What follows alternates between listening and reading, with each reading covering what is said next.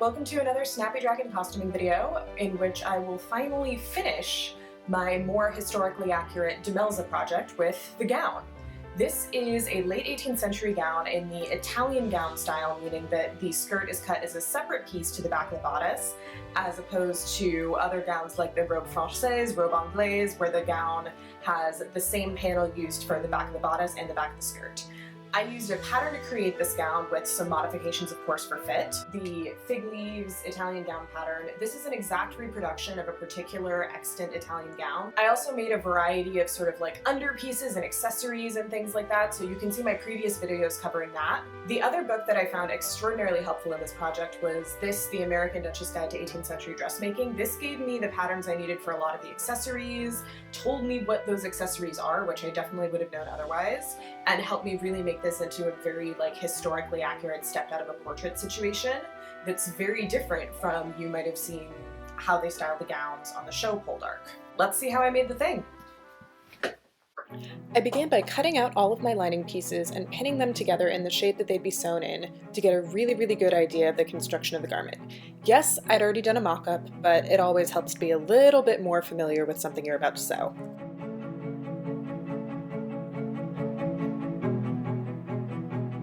You can see me referring back to my mock-up as I put things together. Some of the side pieces looked very similar top and bottom after the alterations I'd made to the length, and I actually ended up having a little bit of drama with them that I'll explain in a moment.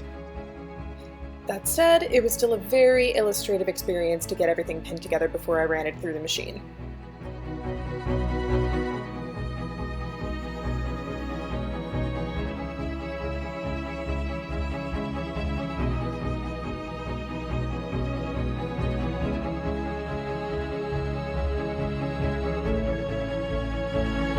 So I've done all the mock-up construction seams. They took me very little time because I'm doing the construction seams on the machine and then I'm just going to hand finish whatever's visible. This looks slightly different from when I put it together because I realized I had done a very foolish thing and figured, oh, future of it is going to be smart and remember which very similarly curved end of the modified side piece is going to be the arm side. So I did a bunch of referring back to my original mock-up and I figured out it was this one, which is different from how I originally pinned it in. So I'm a smart dragon, we know that. I only had to rip out one or two seams and it was only on the construction of the lining, so that's an easy fix. Here's that little neck fill-in piece. I'm still not 100% sure about this one. I might have to do some modifications to get it to sit like perfectly later on. I've left the front shoulder strap seams undone. Those are overlapped seams, and I think I'm going to end up adjusting the length of the shoulder strap because when I was editing my video on the mock-up, I noticed the shoulder strap was bagging a little bit in this area, which means it's probably too long. This pattern is definitely not scaled for somebody who's my height, 5'2". Time to do the super scary thing and cut into my fashion fabric. I got over myself and started cutting out my linen. I used the same pin the pattern pieces to the fabric and cut around them method that I usually use. Linen's really wiggly stuff in my experience, and I still struggle a lot with cutting it straight, so I'm not sure if there's a better method out there. If there is, I'd really like to learn it, and you should please tell me about it in the comments. After cutting, I wiggled a piece of transfer paper around the edges so I could transfer seam allowance marks and any other relevant marks I might need. To see more about my process for using transfer paper, you should see my mock-up video for this dress. I'll try to put a link on the screen.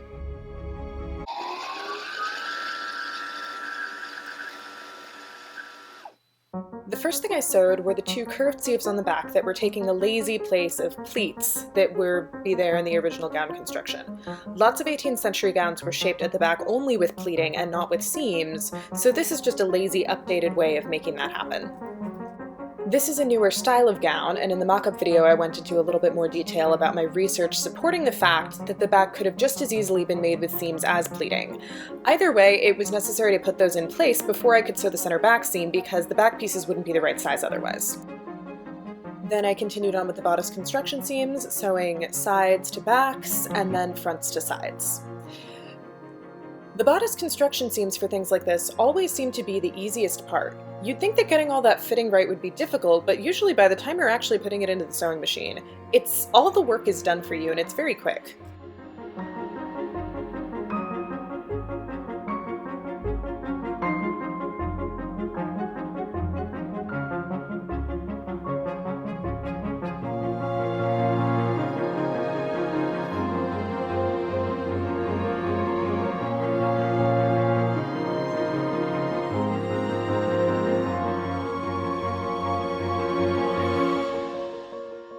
I'd already fitted the mock-up, but I wanted to make sure that the actual fashion fabric layer fit well too. So I pinned it closed at the center front and put it on for a fitting over my stays. People who follow me on Instagram might recognize this as the day that I wore my 18th century stays to work because they supported my injured shoulder. Over the stays, the bodice fit just about perfectly with very few adjustments needing to be made. So I'm going to call that a success. I cut out my sleeve pattern, which was a combination of the reproduction original sleeve, which was much too small, and the smallest graded sleeve on the pattern, which was much too big. Then I pinned both sleeves together down the seam and brought them over to the machine to stitch together.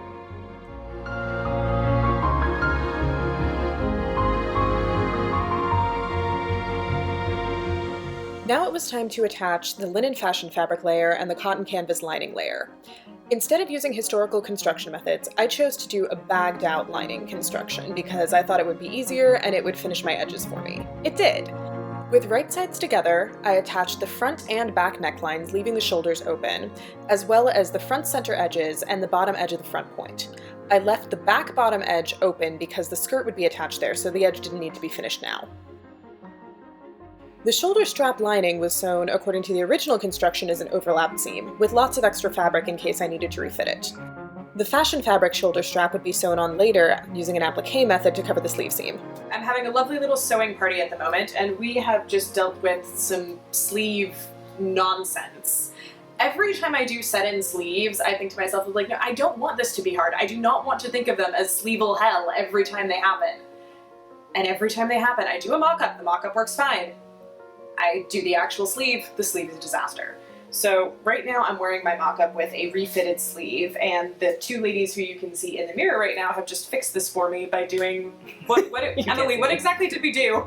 Well, there's been a seam rippage along this seam, and we moved this part of the sleeve up about, I don't know. An inch? An inch? Yeah. We moved it up, right? Yes, we moved it upwards. And then we kind of just folded it under a little bit here.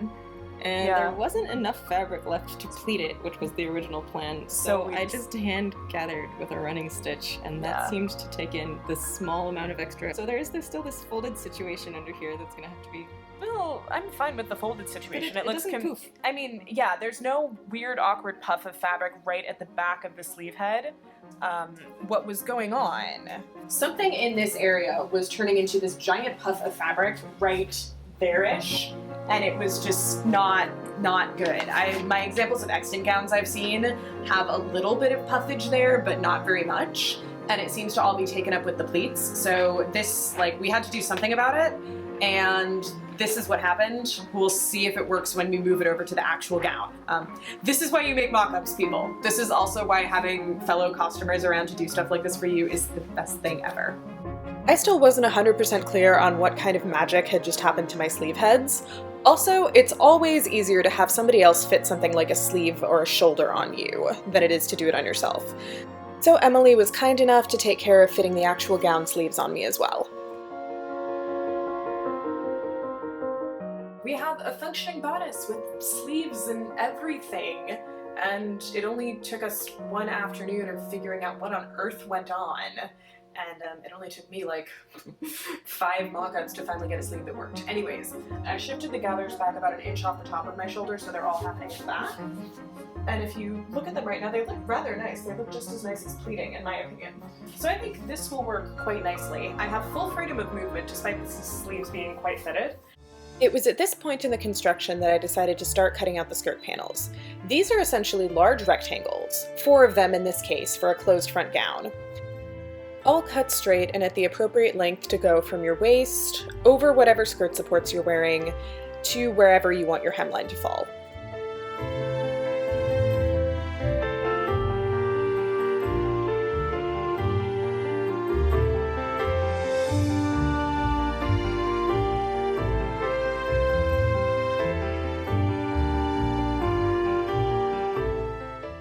If I'm supposed to like cut off of that. I think I'm supposed to go like... I think it's straight across. Well, yeah, but if I go straight across, then...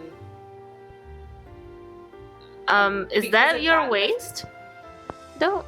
This is my waist. Then you should be measuring there. Okay.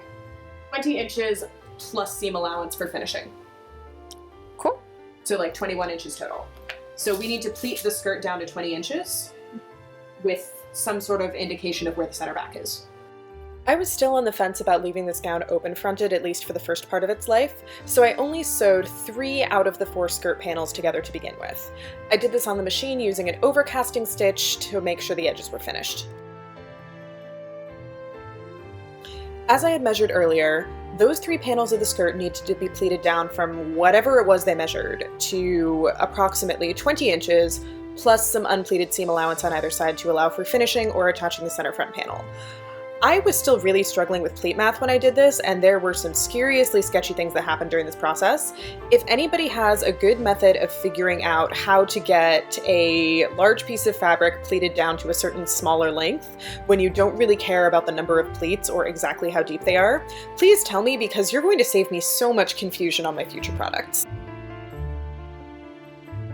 I was rather pleased with the method of creating pleats that I had figured out, using something that I'm referring to as a pressing plate, and I think is actually named a Dritz Easy Hem plate.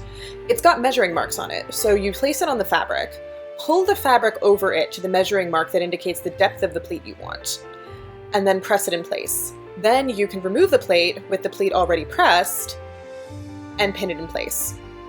I'm messing around with a lot of different depths of pleats here and spacing them different amounts apart because I haven't done my pleat math properly, and I'm really just trying to get it down to the right length. This is going to come and bite me in the rump later, literally, because when this dress is finished, because I've got different depths of pleats in different places, it doesn't fall super nicely over the false rump. During our sewing party, Emily and Mandy had set and stitched in the sleeves for me, so all I had to do was hand sew on the shoulder strap as an applique to cover the raw edges and the sleeve seam. Originally, this would have been done with an applique sort of top stitching situation, but my hand stitching doesn't look that nice, so I decided to use what's called a slip stitch or an invisible ladder stitch. I pressed under all of the edges of the shoulder strap, and then I sewed through everything except the topmost layer, so catching that pressed under edge, as well as the layers of lining to secure everything in place. This bit wasn't in the pattern, but it was in the American Duchess dressmaking book. I was going to add boning to the gown, front and back, so I sewed 4 boning casings by wrapping some muslin around a piece of zip tie boning that I was going to use, and then stitching it in place with a zipper foot. I created small holes in the lining, 2 at the center back, and 2 at the center front. Then I inserted the casing and sewed an eyelet around the top edge of the casing and that hole to secure it in place. That way I wouldn't have to have any stitching showing on the outside or the inside. I'd just have a floating casing in there with the boning in it. Stitching the eyelet without accidentally stitching the casing closed, as I discovered, is much easier if you have a bone in there. That's why you can see me inserting this with a zip tie in it as I work the eyelet. Pinning the skirt to the gown was probably the most stressful and confusing part of this process, and I barely remember what I did to do it. In Italian gowns, the skirt is laid out as though that point to the center back isn't there and the waistline is all straight, pinned into place with all of the raw edges of the bodice and skirt going to the inside, and then a small slit is cut in the center back of the skirt so the pleats can splay out around the point. Once I had everything pinned together in a way that I more or less thought would work or was the best I was going to get, I covered all of the pleats with blue tape to help them feed through the machine. Thanks to the Georgian Sewing Facebook group for recommending this to me. I had approximately 1.5 million pins in this seam as I was sewing it, so it's very lucky for me that my machine will sew over pins as long as they're perpendicular to the seam with relatively little complaint. I did this slowly, making sure all of the pleats were staying exactly in the right place, the waistline wasn't wiggling around, all of the lines were staying straight, and that my 1.5 million pins were doing their job. I don't actually remember if I got stabbed at all, but I don't think I did, otherwise I probably would have bled on the dress. I sewed this with a straight stitch, but I later ended up going back through and reinforcing it with a zigzag seam, because I could see the stitches were straining. The skirt is heavy and there is a lot of weight on this seam, so you really do want to get it in there strongly. Otherwise, your skirt is going to pull through the fibers of your bodice and essentially ruin your dress.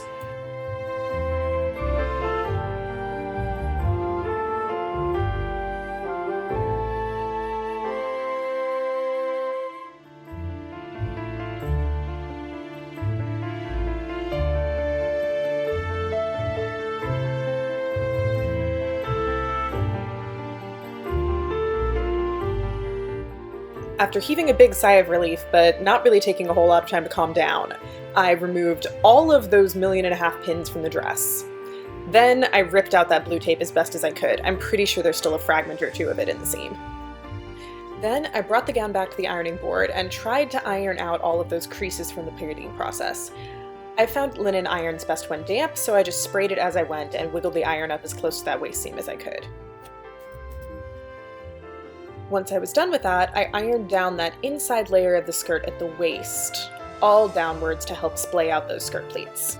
Weird scrappy filming in front of my machine because I am super tired today. My shoulder injury has been doing some really unpleasant nonsense, and I was out until like 1, 2, something like that last night. And I feel like I still haven't fully woken up. Anyways, I'm working on the sleeves. They had to be shortened at least a couple inches because I'm tiny. It's the worst camera angle ever, but I'm honestly not up to, oh, at least I can try to move it back a little bit. Okay, so here is the end of the sleeve, and here is what I have done with it. I put it on, and I kind of just sketched out with a graphite pencil where I wanted it to fall, which is like just barely past the elbow. And then I folded and pinned accordingly, came up with something that was workable on the actual fabric but seemed like it followed the shape I wanted, and then put it back on to make sure it worked, and it did. So then I marked out where I wanted the dart in the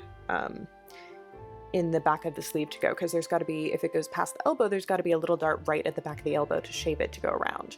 So I've got a pin. I'm going to go to the wrong side and poke it through so it's coming through that V, that mark, and then back through to the wrong side, through the other side of it. And you see how that just folds it up basically perfectly exactly where I wanted it.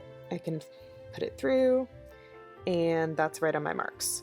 I am going to now that I've gotten it folded, I am going to double stitch this pin through that line, because linen is really slippy and it doesn't like to hold pins. And then I'll just sew it in place, and then I've drawn those same graphite pencil marks for where I want to hem the sleeve, so I will cut away the excess, and I'm going to do the sleeve seams, or fell the sleeve hems by hand.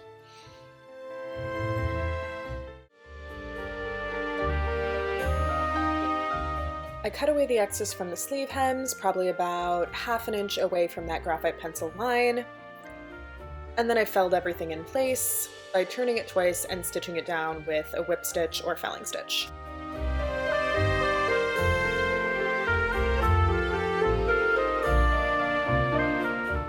All of a sudden, my gown was starting to actually look like a gown. I put it on and pinned the center front closed to do a fitting and to pin the hem. I had to do this by myself, guessing at it and replacing a lot of pins because I just didn't have anybody around at the time to pin the hem for me. This was when I realized that I had definitely made a bit of a mess out of trying to cut out the skirt panel straight, because there was one point where it was just way too short, way shorter than I wanted it to be over that false rump. Additionally, with the fact that I hadn't been super consistent about my pleats, it's laid out a little bit weirdly and I had to do a lot of shifting to put it in place. But once I put it on over the petticoat, everything seemed better enough and I was grouchily accepting of what I'd done. I brought the gown back to my nest to double turn the hem and stitch it in place with a felling seam. Somehow I got this done in about 2 hours, and I'm still really not sure how I made that happen. I ended up skipping the event that I might have wanted to wear this to as an open skirted gown, so I went on with creating the front section of the skirt.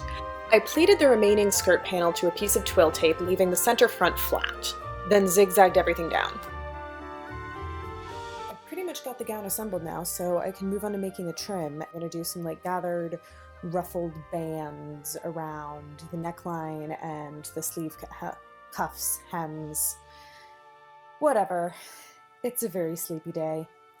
Anyways, you can see some wiggly bits in this fabric because after some of the issues I had with cutting out the skirt and not being confident that I had a perfectly straight edge, I decided I wanted to at least start from a straight line mark. So the only way I knew how to do that would be 100% perfectly straight and not involve having a ruler that was like 60 inches long was to draw a thread. And I tried that before on other fabric, much like finer cotton lawn, and it didn't work. So I figured this linen might be a tough enough fabric and a loose enough weave that it would work, and it did. So how one does that, we'll attempt to demonstrate, is you kind of just take a seam ripper and you pluck up one thread here, just like a single thread running out of the weave. Pull it out, and then you can start to draw it like that. And it's kind of a time-consuming process, but eventually, assuming it doesn't break on you 60 times, which is what happened when I tried it on the cotton lawn, you end up with this perfectly straight along the grain mark from where you pulled that thread out of the weave. So I was able to do it. It did break on me a couple times because this is not perfectly slub-free fabric, but I was able to pick it back up and keep drawing. And anyways, I didn't even need to draw the thread all the way out, just far enough that I had the mark from where the thread had moved. So now I have a perfectly straight mark, and I'm going to start sketching out for my trim. I marked and then cut out 3 strips along the width of the fabric, so roughly 58 inches long. One of them was 3 inches wide and would be cut in half to create trim for the sleeve cuffs. The other 2 were 4 inches wide and would be joined together to create trim for the neckline.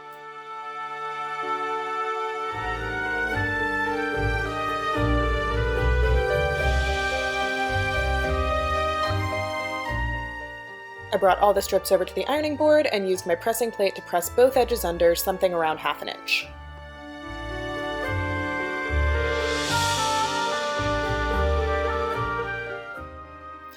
I brought my sewing bag to a party where I met up with my stitchy friends, and we all had fun sewing gathering stitches along both edges of the trim pieces.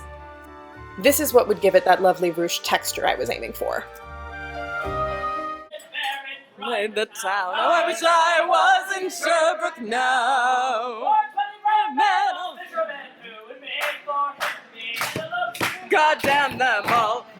The trim was tacked on with long, kind of backstitchy situations, and I did my best to hide the thread on the outside in between the gathers.